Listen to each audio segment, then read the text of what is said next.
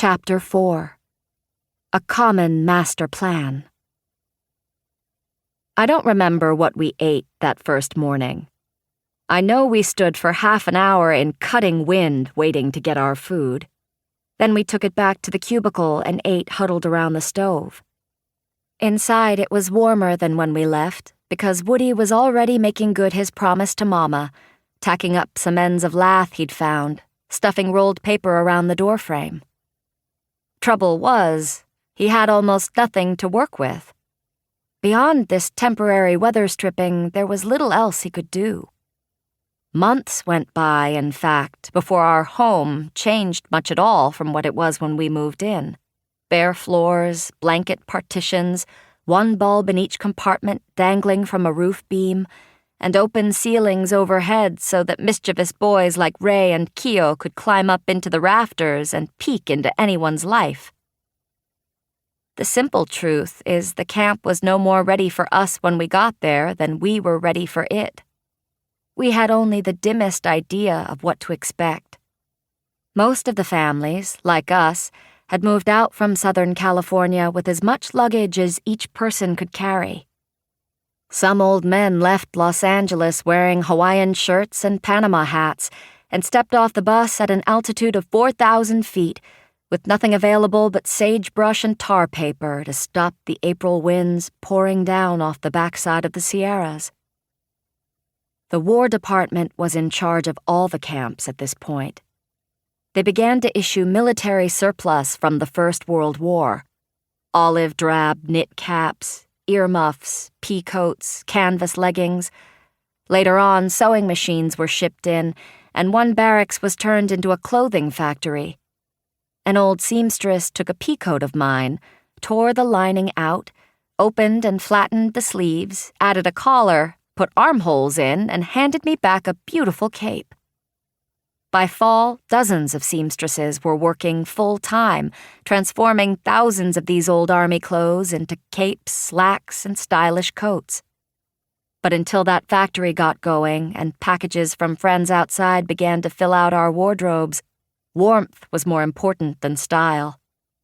I couldn't help laughing at Mama walking around in army earmuffs and a pair of wide-cuffed, khaki-colored wool trousers several sizes too big for her. Japanese are generally smaller than Caucasians, and almost all these clothes were oversize. They flopped, they dangled, they hung. It seems comical looking back. We were a band of Charlie Chaplins marooned in the California desert. But at the time, it was pure chaos. That's the only way to describe it. The evacuation had been so hurriedly planned, the camps so hastily thrown together. Nothing was completed when we got there, and almost nothing worked. I was sick continually, with stomach cramps and diarrhea. At first it was from the shots they gave us for typhoid, in very heavy doses and in assembly line fashion. Swab, jab, swab. Move along now.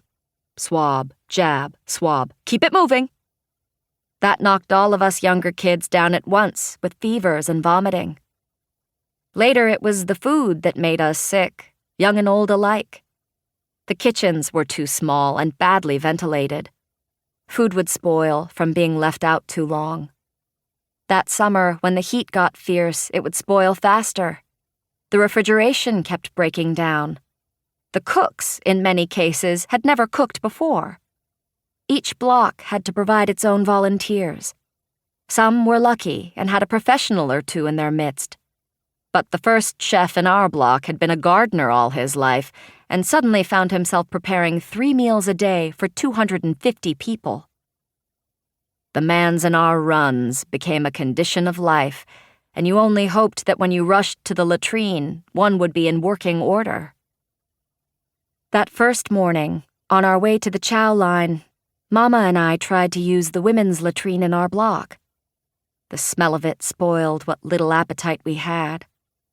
Outside, men were working in an open trench up to their knees in muck, a common sight in the months to come. Inside, the floor was covered with excrement, and all 12 bowls were erupting like a row of tiny volcanoes. Mama stopped a kimono-wrapped woman stepping past us with her sleeve pushed up against her nose and asked, "What do you do?" "Try Block 12, the woman said, grimacing. "They've just finished repairing the pipes." It was about 2 city blocks away. We followed her over there and found a line of women waiting in the wind outside the latrine. We had no choice but to join the line and wait with them. Inside, it was like all the other latrines.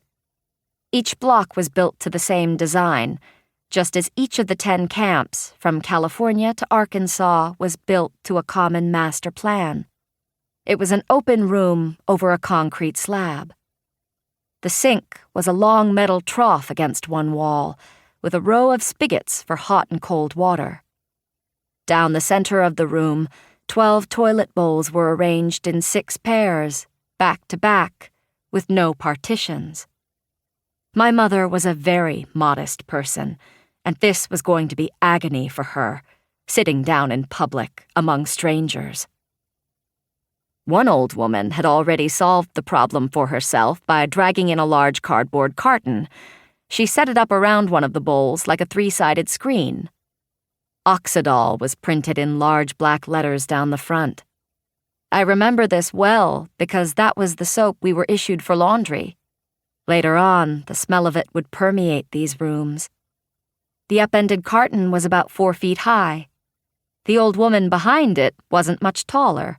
When she stood, only her head showed over the top. She was about Granny's age. With great effort, she was trying to fold the sides of the screen together. Mama happened to be at the head of the line now.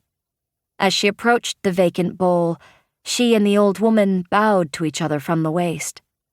Mama then moved to help her with the carton, and the old woman said very graciously in Japanese, "Would you like to use it?" Happily, gratefully, Mama bowed again and said, "Arigato." "Thank you." "Arigato gozaimasu." "Thank you very much. I will return it to your barracks." "Oh, no, it is not necessary. I will be glad to wait." The old woman unfolded one side of the cardboard while Mama opened the other. Then she bowed again and scurried out the door. Those big cartons were a common sight in the spring of 1942. Eventually, sturdier partitions appeared, 1 or 2 at a time. The first were built of scrap lumber. Word would get around the block that such and such had partitions now, and Mama and my older sisters would walk halfway across the camp to use them. Even after every latrine in camp was screened, this quest for privacy continued. Many would wait until late at night. Ironically, because of this, midnight was often the most crowded time of all. Like so many of the women there, Mama never did get used to the latrines. It was a humiliation she just learned to endure. Shikata ga nai. This cannot be helped. She would quickly subordinate her own desires to those of the family or the community, because she knew cooperation was the only way to survive.